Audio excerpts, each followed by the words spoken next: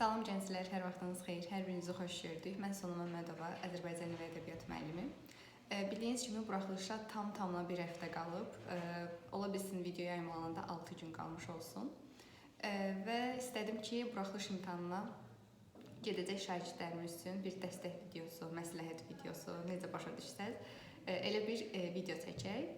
Elə isə getdik. Deməli, uşaqlar, əsas məsələ sizin həyəcanınızı başa düşürəm. Bilirəm ki, hər biriniz həyəcanlısınız. Ən birinci buna toxunmaq istəyirəm. Çünki imtahan üçün ən vacib nüans həyəcan məsələsidir. Bir çoxlarımızın problemidir. Uşaqlar, müəllimimizin özü də həqiqətən həyəcanlı biri olub abituriyent vaxtı, hətta universitet vaxtı da semestr imtahanlarında. Sizə məsləhətim, yəni bütün bu yollardan keçmiş biri olaraq, indi də 8 ildir artıq şagirdlərimlə məşğul oluram, hər birini tanıyıram, onların da həyəcanlarını başa düşürəm və bütün təcrübəmə əsaslanıb sizə deyə bilərəm ki, əsas məsələ həyəcanınıza görə özünüzü qınamayın. Yəni biz həyəcanımıza görə özümüzü qınayırıq, özümüzü sıxırıq. Mən niyə bu qədər həyəcanlanıram? Niyə məndə bu qədər anormallıq var? Bunu anormallıq kimi qəbul edirik. Əslində isə elə deyil uşaqlar. Sadəcə olaraq bu həyəcanımızı qəbul etməliyik. Bu normal bir şeydir. Hər birimiz insanıq. Əksinə həyəcan olmalı, çox normal bir şeydir. Buna görə özünüzü əsla qınamırsınız. Sadəcə olaraq öyrəndiyim və öyrətdiyim tək bir şey var. Həyəcanı idarə etmək mümkündür. Yəni, sükan özünüzdə olsun uşaqlar. Elə bilin ki, maşın sürürsünüz, məsələn. Sükan özünüzdə olmalıdır. Yəni, maşın sizi idarə eləməməlidir. Siz maşını idarə eləməlisiniz, düzdürmü? Belə bir bənzətmə eləyə bilərik. Eləcə də həyəcan sizi idarə eləməməlidir. Həyəcan ola bilər, sizin həyəcanınız var, olmağı da normaldır. Sadəcə olaraq bu həyəcanı siz idarə eləməlisiniz. Yəni siz bunu həqiqətən idarə edə bilərsiniz. İstəyir dünyanın ən belə həyəcanlanan, ən stresli, ən panikaya düşən şagird olsun, insan olsun, heç bir fərqi yoxdur. Həyəcanı psixoloji olaraq idarə eləmək olur. Həqiqətən deyirəm bunu. Önəmli olan, baxın, imtahana gedəndə, girişdə həmişə dediyim kimi ən birinci bunu demək istəyirəm. Məktəbə hansı ki imtahan verəcəyiniz məktəbə çatmısınız. Çöldə bütün qayğılarınızı, bütün qorxularınızı evdəkilər nə deyər, valideynlərim az bal yıxsam nə eləyər, müəllimlərimin üzünə necə baxaram, bu qədər hazırlıq prosesim olub, yəni 2 ildir, 3 ildir, bəlkə də 5 ildir hazırlaşıram, bu qədər əməyim heçə getsə nə eləyərəm. Bütün bu suallar beynimizdə tam yerləşib, düzdürmü? Hər birimiz narahat oluruq. Biz müəllimlərimiz sizdən də çox narahat oluruq, həqiqətən. Valideynləriniz də narahatdır, siz də narahatsınız. Hamımız üçlü şəkildə narahatıq. Sadəcə olaraq məktəbə girəndə bütün bu qorxu, narahatlıqlar, bütün bu sualların hər birini zibil qutusuna atırsınız və elə daxil olursunuz imtahan zalına. Artıq çölü düşünməyin, yəni mənfi bir şey düşünməyin, beyninizi təmizləyin. Mənfi bir şey gələn kimi beynini təmizləyirsən, qorxulu heç nə yoxdur, sadəcə sınav imtahanına gedirmiş kimi təmkinlə, həyəcanı idarə edin. Həyəcan gələndə, ürəyin döyünəndə, əlin əsəndə, əlin buz olanda nə edirsən? Dərin bir nəfəs alırsan. Burada mən sevinə-sevinə çıxacam düşüncəsi yükləyirsən özünə. Mən sevinə-sevinə bu məktəbin qapısından çıxacam və hər şey çox yaxşı olacaq. Bu qədər əmək çəkmişəm. Allah əmək çəkənlərin hər birinin yanındadır və mənim əməyim boşa getməz deyə bu düşüncə ilə gedirsən. Yəni imtahanı qapıdan girəndə bütün qorxularını kənara atdın və içəri tam sərbəst, sırf öz müsbət duyğularla daxil oldun.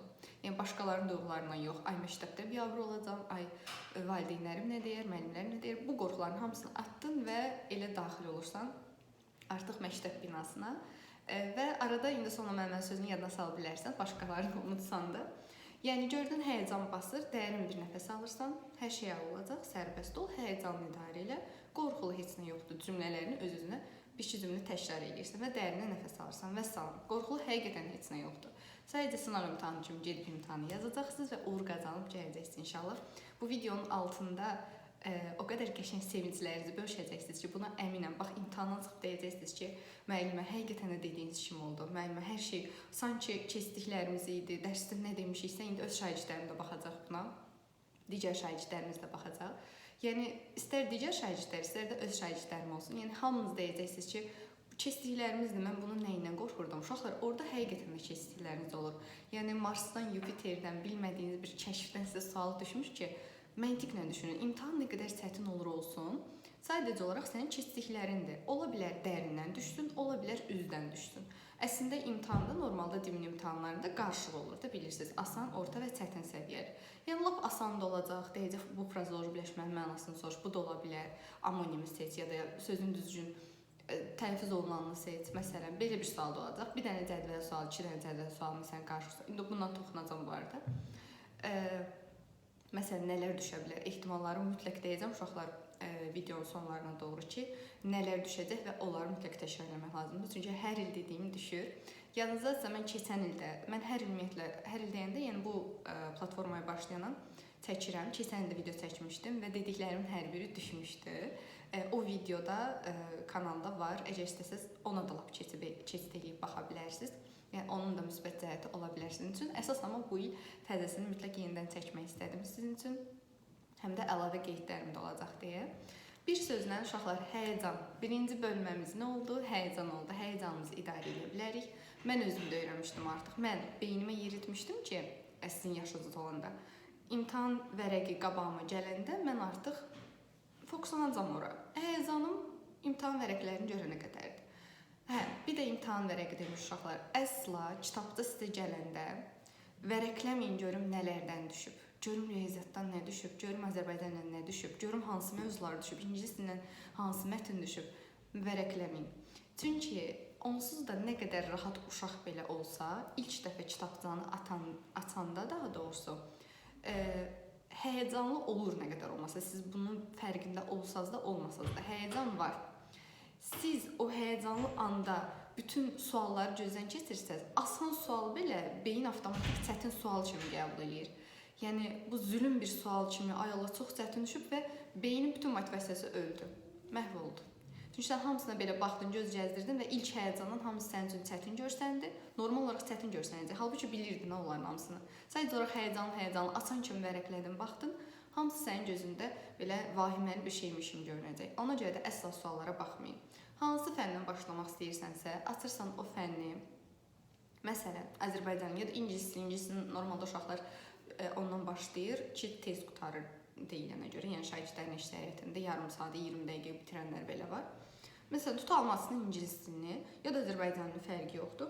Açırsan və başlayırsan. Birinci sualı eləyə bildinmi? Elədin. Keçirsən ikinci suala. İkinci sualı eləyə bildinmi? Eləyə bilmədin. İlişdiyin sualda yatma. Baxın, bu hər il uşaqlar imtahandan çıxır şagirdlərim. Müəllimə, bir suala görə mənim 15 dəqiqə vaxtım getdi. Niyə 15 dəqiqə vaxtım gedir? 15 dəqiqə vaxtını niyə bir suala? Bax, məntiqlə davranmaq lazımdır uşaqlar. 15 dəqiqə tapa bilmədiyim bir suala vaxt sərf eləyəcəyimə, o 15 dəqiqədə bəlkə də bir 7 sual yazacaqdım. O 7 sualı, 7 dənə vaxt çatdırmaq söhbəti var axı, çatdırmayacaqsan qalan sualı. O 7 sualı çatdıra biləcəyin halda, o 7 sual sənə bal verəcəyi halda sən bir suala görə 7-sini qurban verirsən. Hələ 7 deyirəm, 8-9 da ola bilər. Yəni bir sualınızda gördün, ilişdin, ikinci sualsan. İkinci sualda ilişdin, bitdi. 1 dəqiqə, 2 dəqiqədən artıq vaxtın getdisə, o sualı mən də elə eləyirdim və şagirdlərimə də hər il bunu öyrədirəm, təbliğ eləyirəm, yəni bunu aşılamağa çalışıram. Bilmədiyin sual oldu, ilişdiyin sual oldu, 2 dəqiqədən artıq vaxtın getdisə, ona ulduz qoyursan, yanına ulduz qoyursan, belə görə biləcəyin bir şəkildə. Əlavə vaxtın qalanda imtahanın axırında o ulduzlara baxarsan. Və salam, bax, məntiqlə, strategik yanaşmaq lazım, yəni bu çox önəmlidir. Çünki o qədər əjdahalar var ki, hansı ki buraxılışda bəlkə də 290 plus 300-ə namizəddir, amma gedir orada deyir ki, mən fənnimin birini çatdırmadım, 2 dənə fənn işlədim, amma o birisini çatdırmadım. Ona görə də uşaqlar vaxt məsələsi, həyəcan idarə eləmə məsələsi çox önəmlidir. Həyəcan idarə eləməni dedim həyəcanlananda, ilişdiyin sualında. Bu arada ilişdiyiniz sual da sizi həyəcanlandıra bilər. Bu dediyim iki mövzu bir-birinə əlaqəlidir. O da sizi həyəcanlandırmasın. İlişdiyin sual olanda bu demək deyil ki, bu sondur və hamısında ilişəcəksən. Belə bir şey deyil. Onsuz da sənin orada hansısa fəndə ən azından 2 sualda ilişəcəksən. Yəni bu normaldır. Önəmli olan öbürsən davam eləməyin. 2 sualda ilişəcəksənmi? Amma 28 sual səni gözləyir Azərbaycanla məsələn. Onlardakı ilişməməlisən. Yəni bu sənin motivasiyanı salmasın ki, vay mən bu sualda ilişdim, heç nə tapa bilmədim, nə olacaq axırım? Yəni nə olacaq ki, heç nə, uzaqbaşı bir sual eşitdirmiş olur. Yəni bu səni panikaya salmasın. O demək deyil ki, bütün suallarda sən çətinlik seçəcəksən. Bu da öz yerində. Daha sonra nəyə toxunmaq istəyirəm? Bu bir, deməli nə dedik? Biz həyəcan idarə etmə məsələsini dedik. Dərinə nəfəs alırıq, panik olmuruq. Bildiklərimizi yazacağıq. Orada Marsdan, Yupiterdən heç nə düşməyib dediyim kimi. Hamısı keçdiklərimizdə bir dənə diqqətli olmaq lazımdır uşaqlar. Bir də sizdən xahişim. Yenə hər il uşaqlarda görürük. İmtahandan çıxandan sonra Mən düzgün deyil oxudum. Yazılmışdır, yazılmamışdır oxudum. Xahiş edirəm onu və yaxud da doğrunu mən yanlışları seçdim. Sualı oxudunsa, nəyi soruşursa, onu bir dənə dairəyə alırsan. Vəssalam. Qoy ağlında olsun, qoy gözün qabağında olsun ki, dairəyəmiş mən doğruları seçəcəm. Bir də onda diqqətli olun. Bu da digər bir məsələ. Həyəcanla danışdıq, diqqətlə danışdıq. Vaxt bölgüsü məsələsinə də bir dənə toxunaq. Uşaqlar, vaxt bölgüsünü əslində toxunduq. Biraz da detallı başqa bir şey demək istəyirəm. Vaxt bölgüsünü diqqətli eləmək üçün nə etmək olar? İmtahan saatı 3 saatdır məntiqlə düşünsək və bu 3 saatın bir yarım saatı kodlaşdırmaya gedir. Təxmini, ortalama deyirəm. Elə uşaqlar var 20 dəqiqə, elə uşaqlar var 35 dəqiqə vaxt sərf eləyir. Amma yarım saat, yəni ortalama kodlaşdırmaya vaxt gedir. Yaxşı, sən kodlaşdırmanı eləyirsən. Birincisi, bu ki, kodlaşdırmada da diqqətli olun. Əgər 1-ə, məsələn, nə yazmısansa, qabağında kodlaşdırmada da 1-ə onu yazdığından əmin ol. Uşaqlar sürüşdürmə çox eləyir. Məsələn, ikinci sualı boş qoyub, kodlaşdırmada boş qoymağı unudur. 3-ü 2-yə köçürür, 4-ü 3-ə köçürür. Sürüşə getdi. Hətta bizim o vaxt qrup yoldaşımızda universitet vaxtı 100 bal falan gözlədiyimizdən, hesabladığımızdan aşağı gəlmişdi onda. O da əslində mənlə bərabər, hətta məndən də biraz artıq yığmışdı səhv eləmirəmsə. Məndə 522 idi, onda 500 neçəsə idi. Amma 400 neçə gəldi. Niyə? Çünki kodlaşdırmada birini boş qoymuş, sürüşdürüb deyə o birislərin cavabını bir-bir geri yazıb götürüb. Yəni əmin olun, birin qabağına, burada kitabçada bir dənə yazmısansa, orada da barmağını qoy, birin qabağına onu götür. Bu bir, ikincisi də ki, niyə boş qoyursunuz? Yəni buraxılış imtahanında onsuz da səhv cavab, düz cavabı aparmır. Məlumatlı deyilsinizsə də bilin. 4 səhv, bir düz aparmaq blok imtahanındadır. Yəni buraxılış imtahanında belə bir şey yoxdur. Ona görə də məsləhətim, yəni boş sual heç qoymamalınız. Niyə də boş sual qoyasınız? Şübhələriniz, əgər heç bir cavab tapa bilməmisinizsə, o suala şübhələniyiniz bir variantı ən azından işarələyə bilərsiniz boş qoymaqdansa. Çünki səhv düzü aparmır. Yəni kodlaşdırmada da diqqətli oluruq. 3 saatın yarım saatı təxmini getdi kodlaşdırmamıza. Bəs sonra nə edə bilərik? Qaldı 2 saat yarım. 2 saat yarım nə qədər eləyir? 60, 60, 120, bir də 30, 150 dəqiqə. 150 dəqiqə 3 fənnimiz var. Təxmini bir fənnə ortalama 50 dəqiqəmiz düşür. Amma bir şey var. İndi Azərbaycan dilinin ingilis dili eyni vaxt aparmır axı, məntiqlə düşünsək, düzdürmü? Yəni orada bu arada lövhədə işıq var deyə, pəncərənin işıq yansıtması düşür. Arada gözüm ora-bura baxıram ki, gözüm diqqətim yayınır. Nəysə, diqqətimizi toparlayaq. Deməli, nə demək istəyirdim? Bu arada biz də uşaqlar, həqiqətən elə bilirsiniz ki, ancaq siz çökmüsünüz, biz müəllimləriniz də çökür. Keçən dəfə əlimdə telefon axtarırdım. Onsuz da hamının başına gələn bir şeydir bu, amma yenə də həqiqətən də bizim də sizin üçün çəkdiyimiz əziyyət halal xoşunuz olsun əlbəttə ki.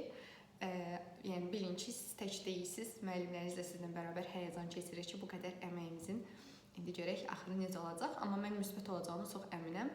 İnanıram ki, hər birinizdən qəşəng uğurlar əldə etmiş olacağıq. Mənim şagirdlərim olmayanların da burada sevincini bölüşdüyünü görəcəm inşallah. Öz şagirdlərimi də, bütün şagirdlərimizin də sevincinə şərik olmağa gəlmişik deyərmişəm. Və inşallah elə həqiqətən də elə bir şeylər olar.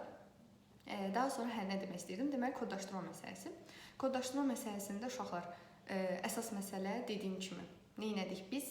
Təxmini hər fənnə 50 dəqiqə getdi. Amma onu demək istəyirdim ki, Azərbaycan dilindən ingilis dilinə eyni vaxt olmur əslində. Məsələn, ingilis dili daha az vaxt aparır. İngilis dilini biraz qoparıb Azərbaycan dilinə verə bilərsiniz. Öz fənnim olduğunu demirəm, həqiqətən bu bir reallıqdır. Və yaxud da riyaziyyat bəlkə bəzilərində riyaziyyat daha çox vaxt aparırsa, ingilis dilinə az vaxt gedirsə, yəni bu sizdən asılıdır. Başa düşürsünüz? Mən demirəm ki, ingilis dilinə az vaxt sərf edin. Sadəcə siz özünüzü tanımalısınız da. Mənim hansı fəndə daha çox vaxtım gedirsə, çox vaxtım gedəni, az vaxtım gedəndən biraz pay verə bilərəm də. Məsələn, normalda əksər uşaqlarda ingilis dili tez bitir, 50 dəqiqə ehtiyac olmur da. Məsələn, onun 50 dəqiqəsinin, haradasa 40 dəqiqəsi yarım saat ingilis dilinə gedirsə, bir 10-15 dəqiqə artığı Azərbaycan dilinə keçirə bilərik. Məsələn, 1 saat Azərbaycan dilinə vaxt sərf edə bilərsən. Belə bölüşdürə bilərsiniz. Yəni, bu bölüşdürmə sizdən asılıdır uşaqlar. Hansı fəndə nə qədər çox vaxtınız gedirsə, siz özünüzü sınaqlara getmisiniz əlbəttə ki, özünüzü tanımalısınız və ona görə də düzgün vaxt bölgüsü eləməlisiniz. Sadəcə mən ortalama dedim ki, yəni təxmini hər fəndən 50 dəqiqə gedir.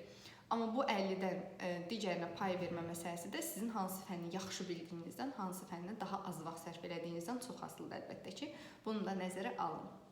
koddaşlama saatında unutmayın, ən az yarım saat ayırmalısınız. Ən az yarım saat deməyin, ortalama yarım saat ayırmalısınız. Bu da belə.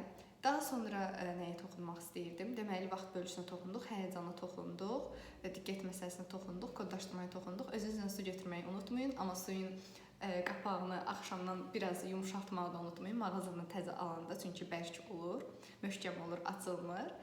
Onu biraz, amma qətiyyən masanın üstünə qoymayın, çünki koddaşlama vərəqinə tökülə bilər, Allah eləməsin. Ayağınızın belə yan tərəfinə, oturduğunuz yerin yan tərəfinə yerə qoya bilərsiniz. Bir diliniz, damağınız quruyanda da məsələn su içib həyəcanınızı azalda bilərsiniz. Bir rahatlama, bir nəfəs olar sizə. O da həqiqətən də işə yarayar. Çünki müəllimimiz 9-cu sinifdə həyəcandan suyun qapağını aça bilməmişdi, amma imtahandan çıxıb təzədən açmışdı. Ona görə bu məsləhəti də vermək istədim. Daha sonra uşaqlar, özünüzlə başqa şeylər aparmayın. Bilirəm, onsuz da müəllim istəyənlər də ağlı şagirdlərimizdir. Başqa bu nəsə köçürmə materialları aparmayacağınıza əminəm, amma yenə də bildirmək istəyirəm ki, onsuz da sizin yanınızdadır. Yaza biləcəyiniz bir şey var idisə da, yəni niyə məhv eləyəsiniz ki imtahanınızı? Ona görə də öz biliklərinizə güvənin. Mən sizə güvənirəm. İnşallah xoş xəbərlərinizi burada yazacaqsınız. Qətiyyən narahat olmayın. Hər şey əla olacaq. Hər şey. Şagirdim var idi. Artıq Litvada tələbədir, 2-ci kurs tələbəsidir. Əbdülkərim. Həmişə nəyi soruşanda ondan, sınaq necə keçdi, imtahan necə keçdi, dərsə hazırsanmı? Hər şeyə cavabı, həmişə ən məşhur cavabı səviyyəli şagirdim idi. Həqiqətən də həmişə deyirdi ki, müəllim, gül kimi. Hər şey gül kimidir. İndi də uşaqlar, hər şey gül kimi olacaq. Hər şey əla olacaq, narahat olmayın, dərinlə nəfəs alın. Bu qədər əziyyət çəkmisiniz. Bu qədər əziyyət hara gedir, hara boşa gedir, heç yerə boşa getmir, narahat olmayın. Hər şey sizin beyninizdədir. Ola bilər ki, siz hiss edirsiniz ki, beyniniz sıfırlanıb. Ay Allah, mən imtahanı qalıb heç nə bilmirəm. Mən nə oxuyum, riyaziyyat oxuyum, heç nə bilmirəm. Hər şeyi unutdum. Bu normaldır. İmtahan qabağı bu düşüncələr hamıya gəlir, hamıya yüklənir olar. Amma bu normaldır. Yəni belə bir şey yoxdur. Hamısı arxivdədir, hamısı başınızdadır. Sadəcə imtahan stresindən bir anlıq unuda bilərsiniz, amma imtahanda o sualları görəndə hamısı yadınıza düşəcək. Yəni hamısı geri yüklənəcək arxivin. Narahat olmayın. Bir dənə həyəcanınızı idarə edin. Gördün, həyəcanlandın. Dərindən nəfəs alırsan, əla olacaq, bildiyin şeylərdir. Yaza biləcək bildiyin şeylər burada 90%-dir. 90% bildiyin şeylər var. Oturub yazacaqsan. Yəni burada qorxulu heç nə yoxdur. Belə düşünmək lazımdır. Bu da belə. Daha sonra nə deyəcəm sizə? Deməli, əslində burada qeydlər aparmışam ki, şagirdlərimizə başqa nə dəstəkləyə bilərik? Hə, uşaqlar, bir də əsas məsələ. Biz şagirdlərimlə sürət qrupunda da, normal dərslərimizdə də çox analizlər eləyirik də. Məsələn, imtahana necə düşə bilər, imtahanda hansı tip suallara baxmaq lazımdır, hansı model. Əvvəlki illərin bütün buraxılış suallarını işləməyə çalışırıq 2020-dən bu yana. Yəni 2025, 2024, 2023, 2022, xüsusilə ən son olanlar çox önəmlidir. Və məndən sizə məsləhət, mənə təşəkkür eləyəcəksiniz, əgər bu dediyimi eləsəz. Məndən sizə məsləhət, mənim ehtimallarıma görə 2024-cü ildə düşən modeldə düşəcək deyə düşünürəm, yəni ehtimal eləyirəm. 2024, mən sizin yerinizdə olsaydım, 2024-ün birinci və ikinci zonasını yenidən tam detallı, izahlı şəkildə meyarlarla müqayisə edib, cavablarla, etalonla müqayisə edib, taktikalarını tutub, təhlillər aparıb yenidən işləyərdim birinci və ikinci zonanı. Mənə təşəkkür edəcəksiniz, həqiqətən deyirəm. Ona görə də 2024-ü təzədən, lap 5 dəfə işləmişsinizsə 6-cı dəfə işləyin. Bu da belə. Ümumiyyətlə, son illəri bir neçə dəfə işləməyiz faydalı uşaqlar. Çalışın ki, son 3-4 ili bir neçə dəfə işləyin. Yəni, önəmlidir bu. Çünki əvvəlki illərin nələrini seçdiyəndə, buraxılışını işləyəndə siz artıq o beyinlə gedirsiniz. Hətta sizin üçün mən sabah yəqin ki, 2025 model, 2026 daha doğrusu 2026 model sınavının izahını da seçməyi düşünürəm ki, biraz da dəstək olsun sizə. Söz yox, o biraz çətin olur model sınavı olsun, amma nə qədər çətinə gözümüz alışsa, imtahan bir o qədər asan gələr. Uşaqlar, imtahan sınaqlara getdiyinizdən belə asan olacaq məncə, narahat olmayın. Yəni, qorxulu heç nə yoxdur. 2024 səviyyədə olacaq. Bax, 2024-ü oxuyun, dəfələrlə mətnə baxın, taktikalarını tutun. 2024 tipdə olacağını ehtimal eləyirəm mən. Burada nə işlətdim? İmveçdə işlətdim mən. Yaxşı, başqa nəyə toxunacaqdım? Deməli, baxaq. Deməli, sualları diqqətli oxumaq. Hə, imtahanda yeni şey yoxlamamaq. Bu da mənim həmişə şagirdlərimə məsləhət bildiyim bir şeydir. Uşaqlar, imtahanda yeni şey yoxlamayın. Nə mənada? Yeni şey nəyi demək istəyirəm? Məsələn, sən illərdir sınaqlara gedirsən hər ay və həmişə ingiliscə başlamısan, yaxşı uğur gətirib də sənə. İndi imtahan qabağı bir YouTube videosuna baxdın ki, deyir Azərbaycanla başlamaq lazımdır. Ya da nə bilim riyaziyyatdan başlamaq lazımdır. Sən öz qaydana imtahanda bir ilk yoxlamaq istəyirsən. Mən videoda baxdım, ya da dostum dedi, ya da tanışım dedi ki, bəs falan fənlə başlamaq lazımdır. Mən imtahanda sınama, onu eləyərdinsə sınaqda eləyərdin. Sınaqda yoxlamaq lazım idi. İmtahanda yeni şey sınamayın. Allah eləməsin, ilk dəfə sınadığın bir şeydir, çatdırmazsan, qalarsan belə, fənnin biri qalar yarımçı. İmtahanda yeni şey yoxlamırıq. İndiyə qədər sınaqlarda nə sizə düşərli olubsa, düşərli dediyim də, yəni nə sizə uyğun olubsa, sizin beyninizə, hər uşağın beyni eyni deyil, axı riyaziyyatı hamı eyni səviyyədə, eyni tezlikdə yazmır, Azərbaycan eyni tezlikdə yazmır. Yəni nə sənə uyğun olubsa, sən özünü tanıyırsan artıq. O şəkildə imtahanı verməlisən. Daha sonra imtahana bir həftə qalmış nə etməliyik? Vacib bir sual. İmtahana bir həftə qalıb, mən nə edeyim? Oturum bütün mövzuları başdan oxuyum, toplum mətnlərini təzədən işləyim? Yox. Əlbəttə ki, yox. Niyə? İmtahan qabağı mənim tövsiyə edəcəyim ən vacib şey nədir? Bir həftə qalıb, düzdür? Bu bir həftəyə belə sən 20-30 balını artıra bilərsən. Həqiqətən bu əyani şagirdlərimin də, yəni əyani sübutu var. Onlayn əyani şagirdlərimin hər birində əyani bir sübut olaraq deyə bilərəm sizə bunu. Nə etməlisiniz? Hər səhər oyanırsan, oyanan kimi qəşəng açıq başla, yuxulu yox amma, bir oyanmağın üçün nələrsə elə və açıq başla buraxılış sınav imtahanı işləyirsən, özünə vaxt qoyursan, 3 saat. Hətta koddaşdırma eləməyəcəksənsə, koddaşdırma vərəqəyibdə, yəni qısa eləməmisənsə, 2 saat yarım vaxt qoyursan, 2 saat yarıma 3 fən işləyirsən hər gün imtahana, bir həftə qalmış hər gün səhər oyanırsan və bir dənə qəşəng keyfiyyətli buraxılış sınavı işləyirsən. Amma işlədim, qutardı, qırağı atım, yox. Oradan suallarını, səhvlərini yoxluyursan, yəni meyarlara uyğun. Gör meyarlarda sənə necə istəyirmiş. Məsələn, baxırsan ki, mən burada belə yazmışam, amma belə yazmalıymışam. Məsələn, buna önəm vermək lazımdır. Yəni, keyfiyyətli işləmək lazımdır, təhlil eləyək işləmək lazımdır. İşləmirsən də düzdür, işlədin, sonra yoxla, sonra izahına bax, başa düşmədiyini müəlliminə sual ver. Yəni, belə, bunu keyfiyyətli şəkildə hər gün işləsəz, həqiqətən deyirəm, 20-30 balınız artıq olacaq. Bunu tam əminliklə deyə bilərəm.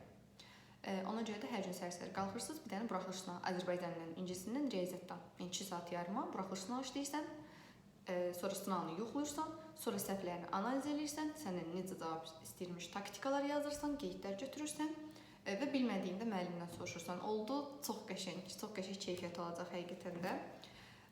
Başqa nə deyə bilərəm? Bir də məsələn, bizim şagirdlərimizin günə bir mətn qrupumuz var. Hər gün bir də mətn işləyirik, sınaq işlədiyimizdən əlavə hətta. Hər gün bir də mətn işləyirik, axşam da mətnin sınağı səsli şəkildə izahını atıram. Nə uzun olmur, 7-8 dəqiqə, 6 dəqiqə bəzən də, hətta 5 dəqiqə olanlar da var. 2x-də qulaqsızlar. Onları məsələn, onun da faydasını çox qəşəng görmüşük. 43 baldan 75 bala qaldıranlar olub, 50 baldan 80 plus qaldıran şagirdim olub, çox olub yəni balını qaldıranlar. Bax, hər gün də mətnin belə görürsünüz, nə qədər qatqısı var. Çünki mətn bizə 75 bal verirsə əgər, əlbəttə ki, mətnə də önəm vermək lazımdır və bu son bir həftədə siz elə dediyimin bir sınavı və yaxud da yanında bir dənə mətn ya da ingiliscə bir dənə reading, məsələn, listening deyirsiniz, dinləmə və yaxud da oxu mətn işləsəz ya da riyaziyyatdan bir dənə əlavə 20 sual praktik eləsən zəif olduğu mövzudan, çox qəşəng. Yəni, günə bir sınav mütləq eləyirsən səhər-səhər, amma izahlı baxmaq. Şagirdim oradan əl eləyir bu arada. O da imtahan verəcək, bəli. Deməli, bizim dərsimizin vaxtına varmı? Hə, var. Qorxdum bir anlıq. Daha sonra deməli, baxaq görək nəyi qeyd eləmişəm mən. İmtahan səviyyəsi necə olacaq? Məşhur sual. İmtahan səviyyəsi necə olacaq? Bayaq dedim əslində, imtahan səviyyəsi uşaqlar normal olacaq, gül kimi olacaq. Narahat olmayın, özünüzü qorxutmayın. Orada hər şey keçdiyiniz tərdə olacaq. Siz sadəcə dediklərimi eləyin. Bu arada video 24 dəqiqə olub, çox uzun olmasın. Tez yekunlaşdırmaq istəyirəm. Bir də əlavə olaraq uşaqlar, imtahana bir həftə qalmış dedimi, hər gün sınaq işləyirik. Bir də konspektlərinizi təkrarlamağı tövsiyə edirəm. Yeni mövzu öyrənməyin, beyninizi yükləməyin, imtahana az qalıb artıq. Bura qədər nə öyrənmisiniz? Siz bu bir həftədə artıq yeni mövzuları, çətin mövzuları oxuyub öyrənib alim olmayacaq heç birimiz. Ona görə də yeni mövzu öyrənib beynimizi yükləmirik. Sadəcə praktika. Yəni, vaxtım olsa burada editləsəydim, vaxtım olmayacağımı bilirəm ki, dərslərdən. Səhər 12-dən axşam 12-yə qədərdir çünki. Gecə 3-ə qədər də sınaq və PDF hazırlayır müəlliminiz. Ona görə də video editləməyə təəssüf ki, yəqin vaxtım olmayacaq. Amma olsaydı bura 3 sənə belə böyük praktika yazardım. Son bir həftədə praktika önəmlidir. Yəni sınaq işləmək, mətn işləmək, taktikaları tutmaq, təhlillər aparmaq, bunun hamısı sizə böyük kömək olacaq. Bir də konspektləri təkrarlamaq 3 fəndən də. Məsələn, riyaziyyatdan qızıl qeydlər nə yazmısan, hansı səhvlər eləmişdin? O dəftərin bir belə vərəqləyirsən. Azərbaycan ilə hansı qızıl qeydlər götürmüsən? Nə idi məsələn, nə sözü hansı idi? Məsələn, irəlini tutan o vaxt qeyd eləmirsən, sən səhv yazmışdın. İrəli yer zərfli isim deyil məsələn. Onu orada qeyd eləmisənsə təkrar etmiş olursan ki, mən bunu vaxt çalışmışam, qeyd eləmişəm də bir təkrarlayım. Nə bilim, ingilis dilindən qrammatikadan ya da nədənsə hansısa bir mətn taktikasını təkrarlamaq. Yəni konspektləri təkrarlamaq, hər gün bir dənə sınaq işləmək. Bonus olaraq da bacarsaz bir dənə mətn əlavə, ingilis dilindən bir dənə, Azərbaycan dilindən bir dənə, riyaziyyatdan da 1-20 sual falan belə işləməyinizdə oldu lap gül kimi, hətta onun qatıqısı lap böyük olacaq sizə. Daha sonra uşaqlar, sənədləri imtahan apardığınızdan əmin olun, xahiş edirəm, məsuliyyətsiz yanaşmayın. Yəni nə sənəd lazımdırsa, elə şagird var ki, imtahan vaxtına saxlayır. Səhər-səhər imtahana gedəcək, indi saxlayıb ki, evdən çıxır, indi axtarır. Şəxsiyyət vəsiqəsi yoxdur, haradasa itib, hansısa çantada qalıb. Deyir, mən elə bilirdim ki, mənim çantamdadır. Elə bilirdim ki, nədir? 3 gün qabaqdan nə olar ki, hazırlayıb qoysunuz. Yəni, 1 gün qabaqdan, 2 gün qabaqdan uşaqlar imtahana buraxılış vərəqəsini, şəxsiyyət vəsiqənizi, nə lazımsa qələminizi seçin. Qəşəng yazan qələm seçin. Niyə məsuliyyətsiz davranırıq ki? Məsələn, biz 2-3 dənə qəşəng yazan qələm seçirdik həmişə. Şagirdlərimə də bunu deyirəm. Hətta rəngi sizə uğur gətirən ya da uğurlu bir qələminiz varsa, onu belə apara bilərsiniz. Mən aparmışdım şəxsən. Uğurlu düşündüyüm bir qələmim var idi. Həm də yaxşı yazan olsun uşaqlar. Kodlaşdırmanı boz bulanıq eləyən yox, boz bulanıq zorla yazan yox. O rahat belə olur. Amma rahata da fikir verin. O mürəkkəbi pas dediyiniz, yəni mürəkkəbi yayılan yox. Yəni mürəkkəbi bəzi yağ kimi deyirik, yağ kimi yazıram, amma baxırsan ki, yağ oldu palçıq kimi. Yəni kodlaşdırmanı qaralayıb üstünə salan da yox. Əvvəldən yoxlayın da belə həm tünd yazan, qəşəng yazan, qara yox, tünd sadəcə tünd göy yazan. Boz bulanıq demirəm yəni. Həm də yaymayan orta bir qələmlə. Daha sonra deməli başqa nə deyim? Sonra. Həm bunlara toxunmuşam. Bir də uşaqlar, imtahanda bir şey də demək istəyirəm. Nəzarətçilər də bəzən, indi bilmirəm də, indi hər tipdə insan var. Bəzən aqressiv nəzarətçi qabağımıza çıxa bilər ya da girişdə yoxlayanların bəzən ola bilər ki, nə bilim, onlar da işini görür, bəlkə onlar həmin gün stresli gün imiş falan. Bəzən nəsə də işimiz düz gətirməyə bilər. Lap məktəbdə olmasın, lap taksidə olsun, lap yolda tıxaca düşərik, nəsə olar da yəni. O sizi aşağı salmasın. İmtahanına evdən tez çıxın, hər ehtimalla. Son moment çıxmayın, son an çıxmayın. Biraz tez çıxmağa çalışın. Lap tezdən də demirəm, yəni biraz tez çıxın da tıxacı falan yolda ola biləcək bir problemi nəzərə alacaq qədər tez çıxın. İkincisi də ki, nəyinsə evdəkilərin davası, nə bilim, adam hər yerdə həyəcan olur axı. O bunu deyir, götür, bu bunu deyir, tez çıx. Yəni, o panika bir dənə sizi aşağı düşürməyinə icazə verməyin, yaxşı? Dərindən nəfəs alırsınız, hər şey yaxşı olacaq. Bu bir, çünki bir şagirdim nəzarətçi ilə keçən il problem yaşamışdı, nəzarətçi əsəbiymiş. Nə bilim, sənədini soruşub, əsəbləşib, hətta şagirdim ağlamışdı, imtahana da 5-10 dəqiqə içəri gecikirmişdi, pis olmuşdu deyə panik atak falan keçirmişdi. Yəni, elə şeydə yaşanmağına icazə verməyin. Gördünüz ki, kimsə streslidir, siz boş verin, siz deyir ki, sən əsas özünsən, sənin imtahanına mane olacaq bir şey olmasın. Yaxşı uşaqlar. Daha sonra deməli, sonra başqa nə qaldı? Başqa məncə hər şeyi dedim uşaqlar. Hər şeyi dedim. Bir də mövzu olaraq deməli nələri təkrar eləmək lazımdır, ona da bir dənə toxunaq. Demək uşaqlar, mövzudan dediyim kimi 2024 modeldə düşəcək, amma belə nələri təkrarlamaq lazımdır? Keçən köməkçinin kisələrinə ağırlıq verməmişlər 11-in imtahanında. Məncə bu dəfə soruşa bilərlər, verə bilərlər. Nə bilim, bu lalə qoşması amonimliyi var axı, bağlayıcı kimi işləməsi, zəif düzəldən şeysiz kimi olması. O ola bilər. Sonra, nə bilim, bu bağlayıcı qoşma ədat amonimliyi düşə bilər. Modal sözlərdə bu sanki elə bir güya, vergül qoyulmur bunlarda, bu düşə bilər, yəni bənzətmə bildirəm, mənasını soruşa bilər. Böyük ehtimal, duruş şairəsinə çox inanmıram. Duruş şairəsi o vəvəzi ilə bağlı düşə bilər. Daha sonra ehtimallarımı əslində bura qeyd kimi yazmışam. Məsələn, köməkçilik hissələrini dediyim kimi mütləq təkrar eləmək lazımdır. Bu bir. Söz birləşmələri, uşaqlar, ismi birləşmələr, feili birləşmələr, yenə gözüm getdi o işığa. Köməkçi hissələri, sonra söz birləşmələri, sonra cümlə üzvləri, mütləq cümlə üzvlərini, mürəkkəb cümləni. Bax 100% tam əminliklə deyirəm ki, mürəkkəb cümlə deməli, sonra sadə cümlə şəxsi cümlə növləri, cümlə üzvləri, əsasın hissələrindən hansısa birini lap detallı salacaq, ona özəl bir sual düşəcək. Məsələn, sifətə ya da əvəzliyə ya da bəlkə feilə ona aid bir özəl sual düşəcək. Amma belə digər cədvəlin içində qarışıq 5-6 mövzunun 5-6 hissəsini əhatə edən bir şey ola bilər. Sonra mürəkkəb cümləni salıb da, məsələn, nə demək istəyirəm? Deyəcək ki, mürəkkəb cümlə, tutalım, budaq cümlə, baş cümlə verib, tabe mürəkkəb cümlə. Deyəcək burada ki ilə bağlanıb mı? Məsələn, gərək bağlayıcıları da biləsən, nə ilə bağlanıb, baş cümlənin, budaq cümlənin yerini soruşa bilər. Sonra baş cümlə müəyyən şəxsidir, məsələn, görürsüz, sadə cümlə şəxsi cümlə növlərlə əlaqələndir, onu soruşa bilər. Yəni bir mövzunun, bir sualın içində bir neçə mövzunu əhatə edə bilər. Mübtədası isimlə ifadə olunub ya da isim xəbərlidir. Gərək isim xəbəri, feil xəbəri fərqləndirməyi bacarasınız. Feil xəbər bilirsinizsə, feilin şəkillərindən ifadə olunur. Yəni bu kimi şeylərə diqqət yetirin, 100% bunlardan sual olacaq. Daha sonra isimdə qapalı saytın düşmə məsələsini bir təkrarlayarsınız. Orfoepiyadan sual ola bilər, orfoqrafiyadan, ya orfoqrafiya ya orfoepiyadan sual düşə bilər. Ona da mütləq diqqət yetirərsiniz. Bir də bir şey deyim uşaqlar, əgər deyirsinizsə ki, mənim əlavə belə nə edə bilərik? Əlavə nə etmək olar desəz, deyirəm ki, Azərbaycan ilə bu topunu açasız rastgele. Hər mövzunun axırında cədvəllər var ya, doğru-yanlış cədvəllər, belə uzun-uzadı sxemlər, eylirvenlər. Bax, onlardan 2-3 sual düşəcək qrammatikada. Məncə, ehtimalına görə 3 sual düşəcək, minimumda 2 düşəcək. Onları bir təkrarlamanızı tövsiyə edirəm. Təkrarlamaq deyəndə nə mənada? Praktik eləyin, onları sürətli işləməyin. İmtahana qədər bu praktikanı nəyə görə deyirəm mən sizə?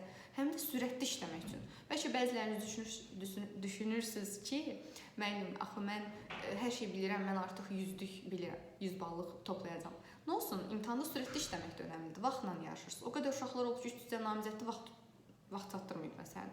Hamısı bildiyi suallardan. Ona görə də uşaqlar sürətli işləmək, sürət. Siz bu son bir həftədə beyninizi aktiv saxlamalısınız. Beynim aktiv olsun. Mən keçən ilin buraxılışını işləyim. Dimin çətin sınaqlarından, dimin 20 sınağı var da, düzdür. İndi onun 20-sini çatdırmaq əlbəttə ki olmaz. Yəqin ki, indiyə qədər işləmisiniz. Çətin üçünü seçib, məsələn, hər gün birini işləyə bilərsiniz. Çünki onun meyarları da var. Dimin ən yaxşı nümunəsi dimin özüdür də, əlbəttə ki.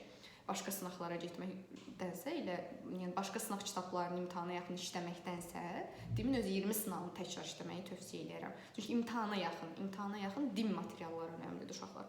Dimin əvvəlki buraxılışları, dimin 20 sınağı, dimin topundakı çətin cədvəllər, qrammatikalar, bax onları işləməyi tövsiyə edirəm. Və yaxud da dimin topusunun birinci, ikinci hissədə çətin mətin var imiş, bəlkə sən onu qeyd eləmirsən, bəlkə bu çətin mətindir. İmtahana yaxın onu bir də işləyə bilərsən, məsələn, taktikalarından, meyarlarından keyfiyyət şəkildə təhlil edərək. Daha sonra əmr cümləsi falan, bu əmr cümləsi düşmə ehtimalı ola bilər ya da deyər ki, tərəflərdən biri əmr cümləsidir, mürəkkəb cümlənin içində sala bilər. Sonra amonimlikdən düşə bilər məncə. Sadə cümlənin növlərini dedim, budaq cümləni dedim. Güzəşt bu dəfə uşaqlar keçən il aydınlaşdırma bağlayıcısına falan bağlanan salmışdı. Bu dəfə məncə mürəkkəb cümləni salsa şərt və güzəşt bağlayıcılarına, xüsusilə də güzəşt hərçəndlə ilə bağlananı salma ehtimalı var deyə düşünürəm. İndi görək ehtimallarımız nə dərəcədə özünü doğruldur.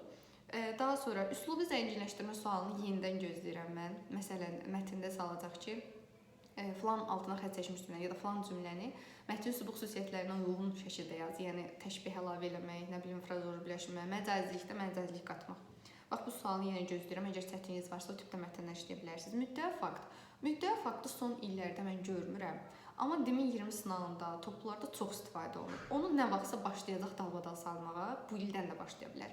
Ona görə müddəa faktda əgər çətinliyimiz varsa, məsləhətdir ki, indidən onu çözsün, imtahana bir həftə qalmış, onun bir dənə taktikalarına baxsın. Sonra eylirvendə uşaqlar üslubi fərqlər düşə bilər. Məsələn, çərçivədə mətn verə bilər və yaxud da balaca kiçik bir cümlə verə bilər. Bu hansı üslubdadır, əsas mətn hansı üslubdadır verə bilər. Məsələn, onların üslubları əgər bilmirsinizsə, belə təkrarlama ehtiyac var. Bədii təsir ifadə vasitələri hansına istifadə olunur, necə olur və s. Daha sonra tezis deyə bilər ki, məsələn, bu da son vaxtlarda düşməyib, ona görə deyirəm ki, düşə bilər bu ildən. Deyə bilər ki, 6-cı abzasa uyğun tezis yazın və s. Nöqtələr tamamlama mən yenə gözləyirəm. Nöqtələr tamamlama sual düşə biləcək. Onu bilirsiniz də məzmun əsasən seçməliyik. Daha sonra başqa nə deyim? Başqa nə var burada? Belə uşaqlar, başqa elə deyəcəklərim budur. Deməli, təkrarlama, konspektdə xüsusilə əsasın hissələri təkrarladınız. Sintaksisi mütləq təkrarlamaq lazımdır. Söz birləşmələr, ismi birləşmələr, fe'l birləşmələr, frazoloji birləşmələr. Bilirsinizsə, frazoloji birləşmələr də bəzən düşə bilir. Keçən il düşmüşdü, bu il biraz inamım azdır, amma yenə də baxarsınız. Sonra mürəkkəb cümlədən mütləq sual gözləyirəm. Ona görə də təkrarlamaq lazımdır. Mürəkkəb cümlənin içində bir neçə bölməni əhatə edəcək şeylər olacaq. Sadə cümlənin növləri, şəxsə görə və yaxud da mübtədası, ismi, xəbəri, nə bilim, tamamlığı və s. tamamlıqla bağlı sual ola bilər. Yəni belə bir sözlə siz cümlə üzvləri, söz birləşmələrini, video çox uzun olmasını artıq yekunlaşdırmaq istəyirəm. Həm də dərsimizə də az qalıb. Bir sözlə uşaqlar, əlavə belə suallarınız olsa da mütləq cavablandıracağam. Yəni imtahana qədər sizə əlimdən gələn dəstəyi göstərməyə hazıram. Ona görə də rəylərdə nə soruşsanız, nə məsləhətə ehtiyacınız olsa və yaxud da nə soruşsanız, yəni mütləq rəylərdə cavablandırmağa çalışacağam vaxt tapıb, gecə də olsa. Ümid edirəm ki, bu video yararlı oldu. Əsas uşaqlar, nə götürdük buradan? Yekunlaşdırıram. Vaxtı düzgün bölmək, həyəcanı idarə eləmək, yeni şey yoxlamamaq imtahanda, sualı diqqətli oxumaq, mətni diqqətli oxumaq. Çünki mətni tam diqqətli oxumusansa, 10 sualı da düppədüz cavablandıracaqsan. Problem odur ki, mətni diqqətli oxumaq problemli uşaqlarda. Yəni mətni diqqətli oxumurlar, sonra da suallarda ilişirik. Əslində çox şanslısınız. Yəni 10 sualın cavabı mətndə gözün qabağındadır. Mətni diqqətli oxumaq lazımdır. Mətni diqqətli oxuyursan və 10 sualda düppədüz cavablandırırsan. Burada nə var ki? Hətta 20 sualda elə mətndən 75 balın hazırdır. Yəni ona görə də uşaqlar diqqətli olmaq lazımdır. Açıq suallarda nəsə uzun-uzadı yazmayın. Baxır da indi suala görə, yəni coplamayın. Nə də ki, yəni qısa konkret yazmaq lazımdır, amma çox qısa da yox. Yəni əsaslandırmaq istəyirsən, normal şəkildə əsaslandırmalısan. Baxır suala. Yəni əsaslandırmanı bəzən uşaq çox şifrə ilə yazır, bir-iki sözlə elə yazmayın. Əsaslandırmadırsa, ətraflı bir əsaslandırma lazımdır. Demirəm bu boyda yazın. İzahat vərəqi kimi sadəcə olaraq bir neçə cümlədən ibarət olmalıdır. Bunları artıq özünüz bilirsiniz. İndiyə qədər mətnlər işləmisiniz deyə düşünürəm. Belə, inşallah uşaqlar, uğurlar arzulayıram hər birinizə. Allah zihin açıqlığı versin. Uğur qazanacağınıza heç bir şübhəm yoxdur. Müəlliminiz sizə inanır. Öz şagirdlərimə də, digər şagirdlərimizə də hər birinizə bol-bol uğurlar arzu edirəm. Ümid edirəm ki, bu video hər biriniz üçün yararlı oldu. İmtahandan əvvəl mütləq izləyərsiniz və fikirlərinizi də bölüşərsiniz. Çox xoş olar, maraqlıdır fikirləriniz. Siz nələrdə çaşırsınız, siz nələri özünüz üçün dərd edirsiniz, problem edirsiniz. Bunları bizlə bölüşə bilərsiniz. Özünüzə yaxşı baxın. Hələlik görüşərik inşallah.